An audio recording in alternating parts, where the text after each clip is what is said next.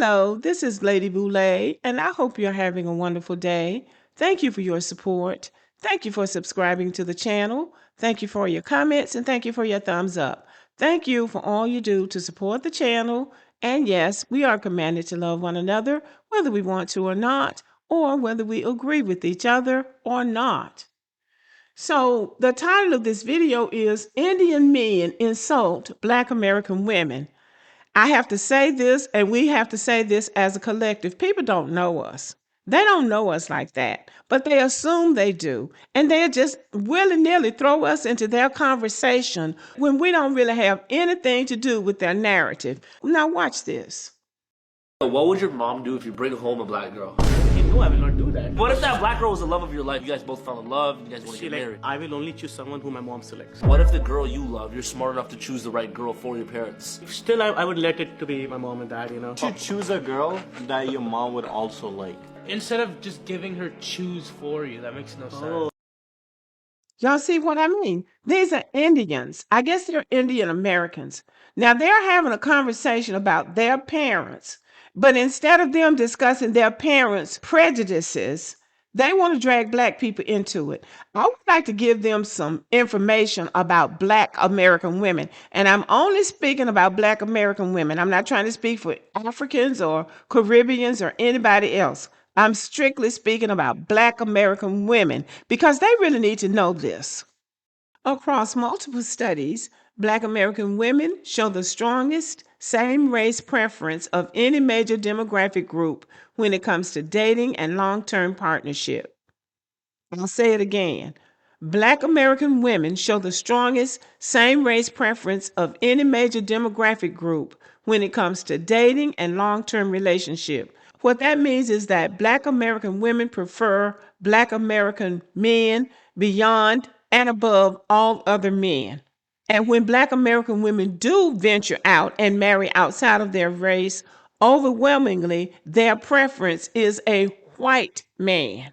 So Indians don't need to be using black American women as any kind of hypothetical about how their parents are going to react because they are not the preference of black American women.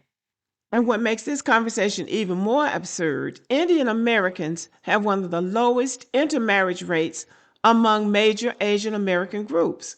So they don't marry out either. So again, how did black women become a part of the conversation? Let's break it down. And I am trying to calm down because I find this very offensive.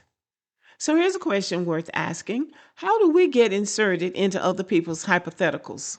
Blackness is treated as a universal reference point in U.S. racial discourse.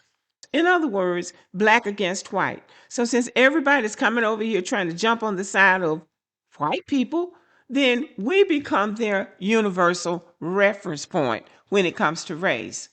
We have been central to this country's racial history, so we are the shorthand for the most culturally different group from everybody else. We really aren't. White people are the most culturally different, but we get thrown into that category because they're trying to leech on to white people. And also, we're the group that they know their parents would most strongly react to if they brought a black person home, although the possibility of that is very, very slim. But in their minds, you know, they're white, so now they're acting like they're the white person and they're going to bring a black person home. And also, being with a black person, dating a black person, symbolizes them crossing a line.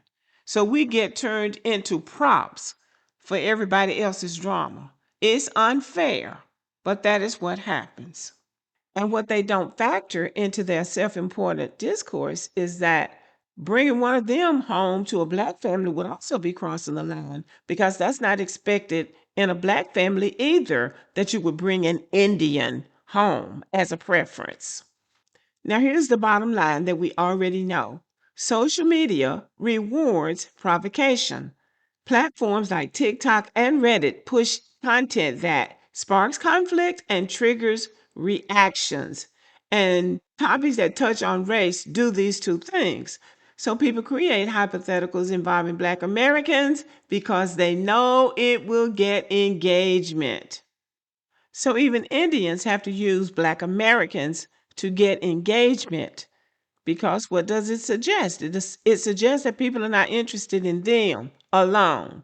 So they have to drag Black Americans into their content and make it seem like, well, Black Americans are interested in us. And that would be a lie. So these immigrants imagine themselves to be more important than what they really are. So they come up with a scenario. What's the worst thing my parents could imagine? And then they plug in Black American.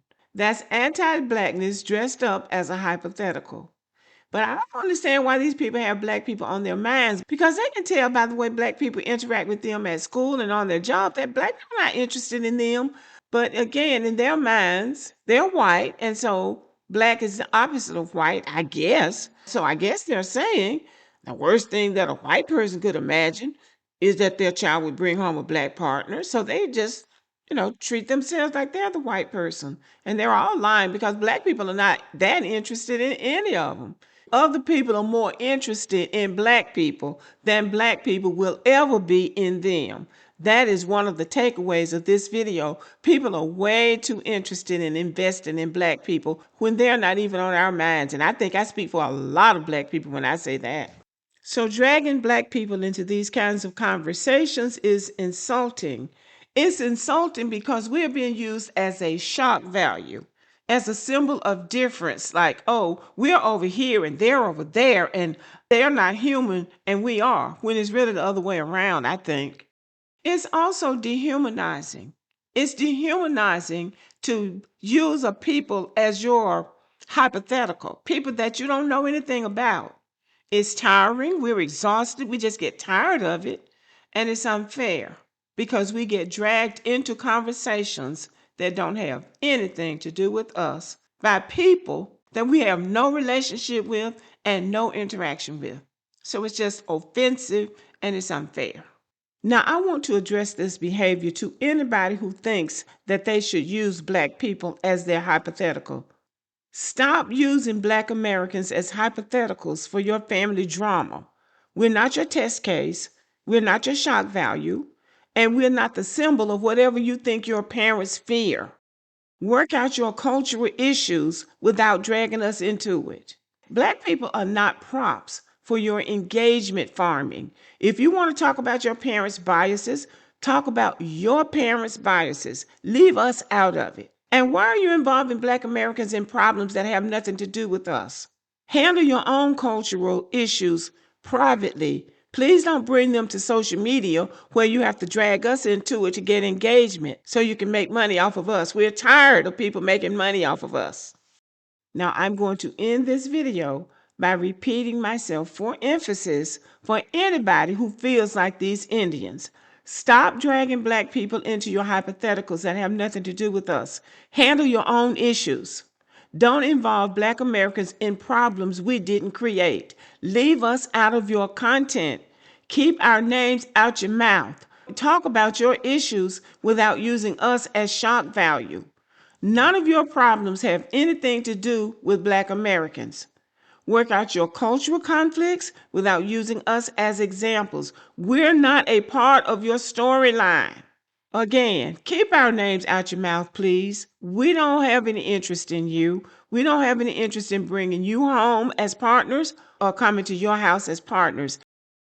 Finally, I think we can all get along, but it does require people to be sensitive about how they deal with other people.